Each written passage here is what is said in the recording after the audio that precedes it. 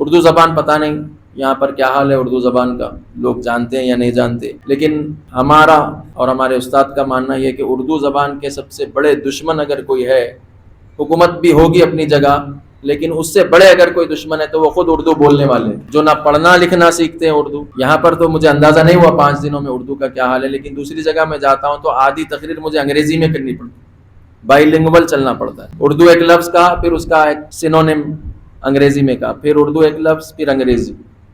اردو ہماری مادری زبان ہے، اس کو پریزرو کیجیے، اس کو محفوظ رکھیے، بچوں کو بچپن سے پڑھنا لکھنا سکھائیے اردو۔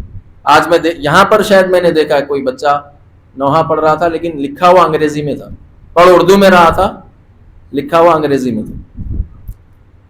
جب انگریزی میں لکھ کر پڑھے تو پھر تلفظ بھی گڑبڑ کر دیتے ہیں۔ تجھ سے ڈھارس تھی بڑی، یہ لکھا ہوا تھا، یہ پڑھنا چاہیے تھا اس کو، وہ پڑھ رہا ہے تجھ سے ڈھارس تھی بھری، یہ پڑھ رہا ہے بچہ۔ اردو کو انگریزی میں لکھ کر پڑھنے کا یہ مشکل ہے۔ اردو کو اردو میں پڑھا جائے، اردو بہترین زبان ہے، مادری زبان ہے ہماری۔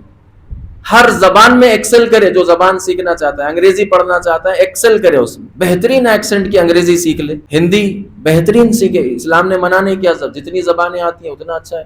کہتے ہمارے ائمہ تو جو زبان کا آدمی آتا تھا اسی زبان میں اس کو جواب دیتے تھے، جتنی زبانیں آ جائیں کوئی حرج نہیں ہے، لیکن ساری زبانیں آئیں لیکن مادری زبان نہ آئے، مدر ٹنگ اردو۔